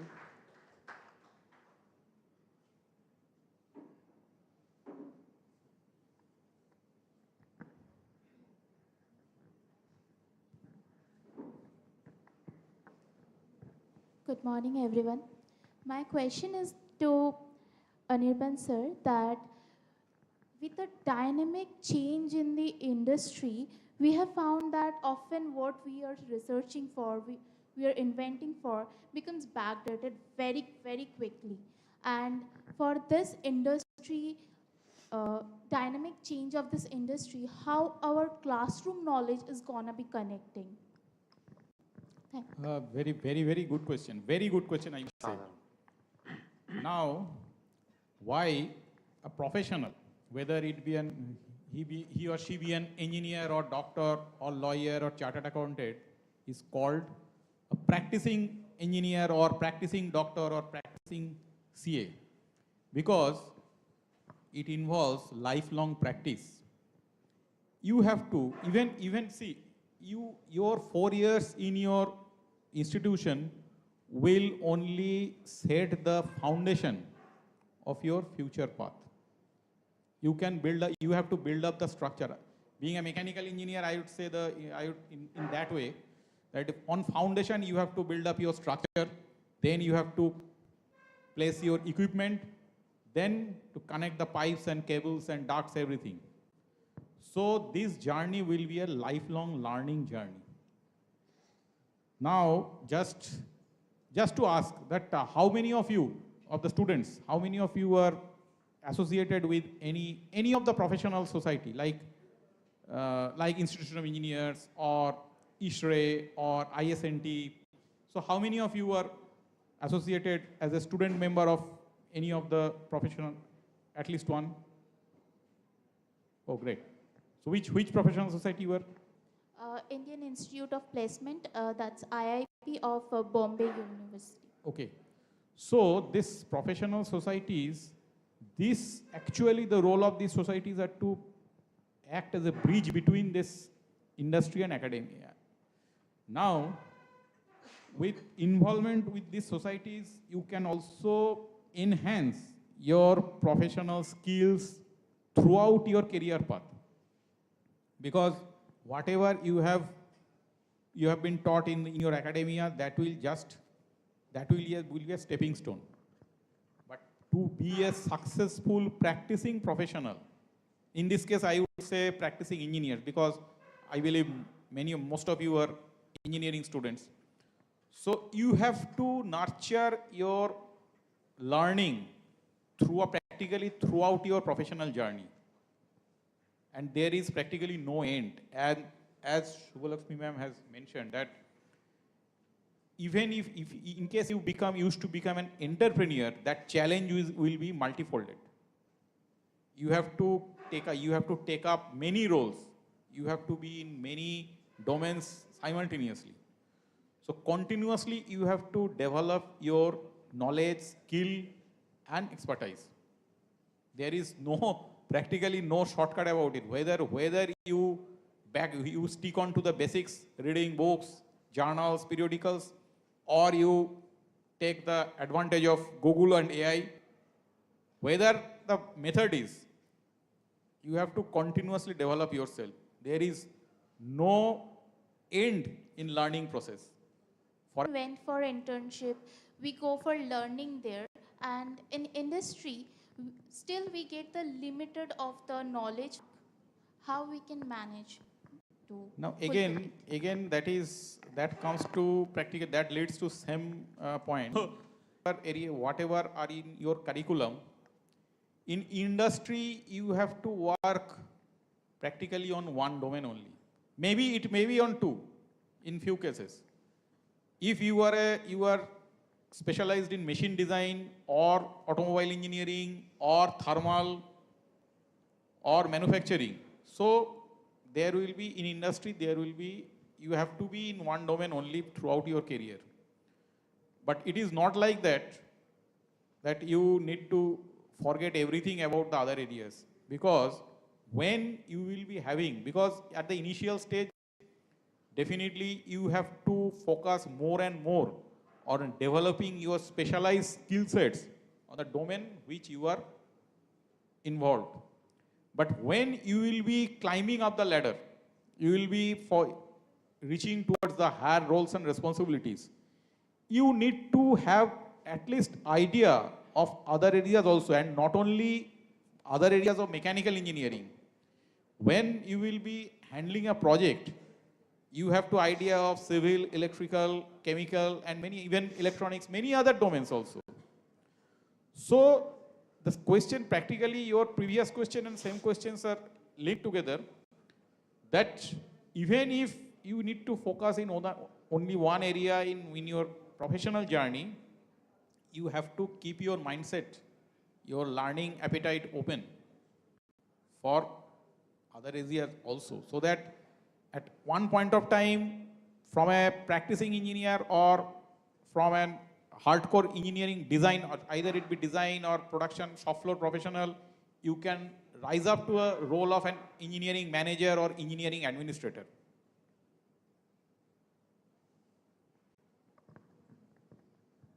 এইখানে একটু অ্যাড করছি, এই যে তোমার যে আচ্ছা বাংলায় কমফোর্টেবল সবাই, আচ্ছা বাংলা ইংরেজি মিশিয়ে দিচ্ছি। এইখানে যে প্রশ্নটা করলে না, যে স্কিল ডেভেলপমেন্টে যে বিভিন্ন রকমের কোর্সেসগুলো হয়, how this things are helpful. আমি যখন আমার এই নতুন কোম্পানিটা শুরু করি, drug development company, and you all in the drug development, the molecular modeling is now a very integral part, in silico molecular modeling. আমি দেখলাম যে আমার কোম্পানির জন্য, since we are yeah, Biocon is a dream, absolutely. Let's have something like Biocon in Bengal. আচ্ছা, তো আমি চাইলাম যে এমন কেউ যদি পারে, যে কিনা মলিকুলার মডেলিংয়ের কাজটা খুব ভালো জানে, ইন সিলিকো ড্রাগ ডেভেলপমেন্ট আমরা বলি, ড্রাগ ডিজাইন। সো আমি অ্যাডভার্টাইজমেন্ট করলাম এবং আমি বললাম, যারা এই বিষয়টা ভালো জানো, be in touch with me. এবং আমি দেখলাম তার মধ্যে থেকে যারা biology student and have the molecular modelling skill development courses done, and they have the knowledge to how to utilize the different types of software, PyMol, Swiss model, Autodoc Vina, Chimera X. So jara er moddhe bhalo pare, I have absorbed them in my company. They are doing work with me now. So the students who have this specialized skill set, karon normal BSc in bio সাবজেক্টে, সব সাবজেক্টে বোধহয় bio informatics পড়ানো হয় না, সব সাবজেক্টে বোধহয় হয় না, অনেক সাবজেক্টে হয়, অনেক সাবজেক্টে হয় না। কিন্তু যারা এই হয় নার মধ্যে থেকেও বাইরে বেরিয়ে এই স্কিলটা নিজেদের সেট করেছে, I have absorbed them. So here is the plus point of having some skills which are out of the box skill, but have the basic knowledge of biology. আমার কোম্পানিতে এখন 4 জন একদম ফ্রেশাররা কাজ করে, absolutely this year they are passed out, but they have some specialized skills which I found that will be helpful to grow my company. আমি বললাম না আমাদের টিমটা খুব ইম্পর্টেন্ট। সো এই স্কিল ডেভেলপমেন্ট যদি আমার কোম্পানিকে গ্রো করতে সাহায্য করে, আমি আরও ছেলে মেয়ে নেব, why not? So it is important. And whatever you found passionate about, go with that. Get more and more expertise. Jate you can be an asset to some companies or someone's.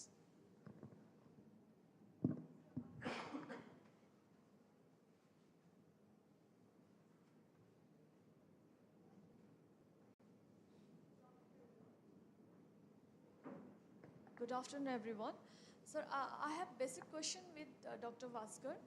Sir, I have one question regarding like to access any equipments from the iSTEM portal. So may I know the procedures we have to follow?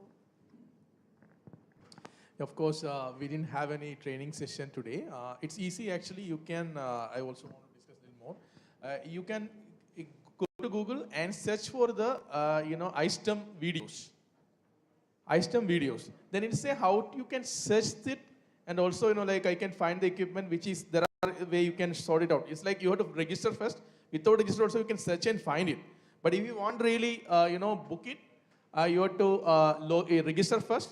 And once you register to activate it, our team will in the backend will activate it, because there are 2 OTP will receive, one on your email, one on the mobile phone. And you have to wait for that. Our team has to approve it, because we don't want to entertain somebody even from other country. I say hostile countries also registering just for hacking our portal. So that's the reason the registration should be on the backend. Once you register, you can search the equipments. Example, you want for a microscope. Then you can see that in Kolkata, which are near to you. And then you can, book that reserve. You look at the, slot which is available, like a train ticket, right? So maybe tomorrow 3:30 you get a slot, then you book it. Once you book it, actually it will go to the operator in the institute. Operator has to approve it. Otherwise, even you can have a discussion within operator through chat. There is a chat mechanism. That's called FBR discussion. FBR is something, a facility booking record. It's like a PNR number. Once you have PNR number, even you can call your toll-free number, and the customer, you can create a ticket also if you have an issue. A collaboration where I need, I forgot actually the, Damas University taken. If you search iSTEM space synergy in the Google, you can see an initiative iSTEM has taken earlier to connect industry and academia in a very systematic way. But because of the competition between the OPSA initiative itself, we shut down, and then Manthan portal has been taken care. What we suggest is like in an area, industry will give all the problem statement and list it on a portal. And the problem actually, for example, problem can be maybe a mechanical problem, maybe a biotechnological problem, whatever is there. Once a problem is listed there, and an institute actually has to submit a proposal to accept that, because industry has some fund for that. And then of course government also need to support in the later stage, but in initial stages industry itself is self-sufficient to support that. Once actually the fund is ready and the submission come from institute, it's not going to be actually a research phase alone, because always industry, academia work on research and never ending sometime. Because it's a timeline project, for 2 years they have to complete mean. And then, first, suppose if 8 semester student is doing that. Then 7th semester, 6th semester, 5th semester, 4th semester, all people should be in the, pipeline to take over. When it's a long project, mean you have to, have the system. So that PI should be making sure that the student pool will be ready, and the project should be, and then also one more thing is, Mr. Sinha is talking about certification. That is another proposal called ACMC we propose. An institute should have enable certified facility. Because all the institute will not have that, industry has to invest on the academia, on some of the equipment, which actually, can be, you can be partner. You can generate revenue, not only your industry, other industry. That is the ACMS model, the recent proposal by iSTEM. And, we've been discussing with West Bengal, Science and Technology Council also yesterday, same thing. I think we also proposing one of the institute like Damas can take this model. What I mean by that, equipment which are lying on the, dormant, or maybe equipment are out of AMC, equipment are on the corner. This can be, revitalized it by paying money and repairing it, and this anyway abandoned. So industry can invest on that and then market it, and you can be a stakeholder. There is a financial model we have created that will actually help you to, whatever the investment you made it today will be later. The second thing. And again, the industry academia connection, I said this problem statement, once you plotted, Adamas can look at in Kolkata area, which are the industry. Like Mr. Sinha has a problem statement, he need to solve that, So who can solve that? He can plot it around the national wise, not only restrict yourself in the regional. And whoever is ready, you say assess it, are they capable of that, doing that? And then once a capable is there, sign an agreement with them and make sure that, 1 month, 1 year or 2 year, whatever you want to be given agreement. And, and the pool of resource should be make sure by the principal investigator who is taking that. Once it is done, the industry problem is solved. And industry also should have a money for that. It's not actually, you don't expect is, cheap cost, just depending on the, industry for, get it cheaper because the academy is cheaper. The problem with academy always go for publication. Industry needs something tomorrow to sell in the market. These two things actually how to match. Panel discussion are happening last 20 years. But why it is nothing as materialized? Because there is nobody has taken a stand like this to make sure this system is ready and with the support of government. For example, Kolkata government is saying, in West Bengal government is supporting that initiative, make sure government has this kind of, even ministry level this problem has to be solved. And then, industry level this has to be solved. All the things you can list it on them and make sure invite the, not only just, even startup, I say, academia alone cannot solve the problem. Academia can combine with a startup. Startup has a competency. And another MSME has a competency. Combine all of them and make sure the problem is solved.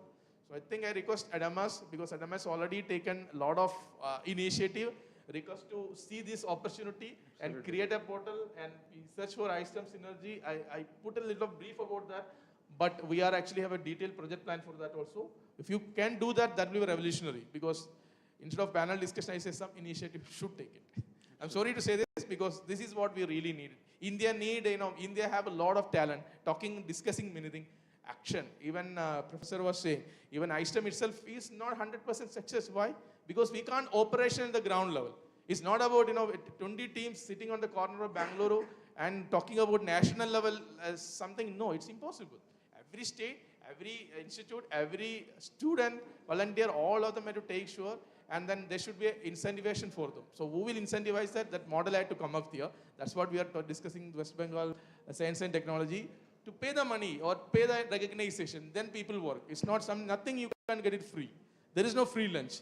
So once the system is in place, I think things will change. So that's what I hope actually your answer is who asked the question on the iSTEM. Every video is available in the YouTube. But if you have any question, there is a 1-800 number. You can talk to us. And I request all of you, the student participant, to register today itself on the portal. And then whoever is registered today, we'll send you some goodie to, Adamas University before 4 o'clock. Because this is a marketing, but that's okay. But at least by end of the day, 4 o'clock, I check with my backend team how many of you register here. And then those people get, goodies. We'll send you to the Adamas University. You can collect from here. Okay? Thank you so much. I have too much answer here.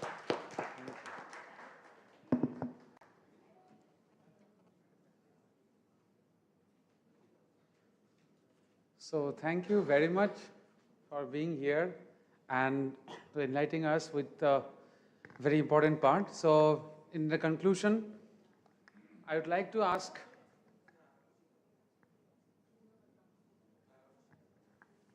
good afternoon, everyone. Okay. My question is for Anirban sir. Sir, what can help students to gain practical exposure or experience beyond internships so that we can connect better with real world and classroom learning?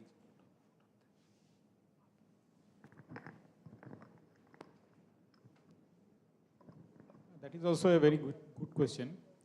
So typically this practical exposure to some extent in India, that is not limited to any specific region, but that is an issue.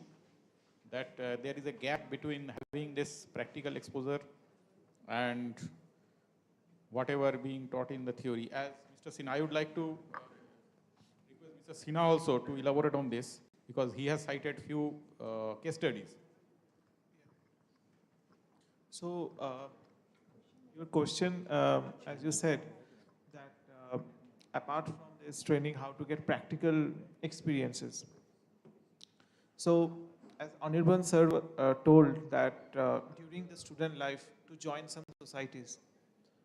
After I completed my BTech, I came into IST Shibpur and I saw there people talking about Indian Institute of Engineers, IEI, and we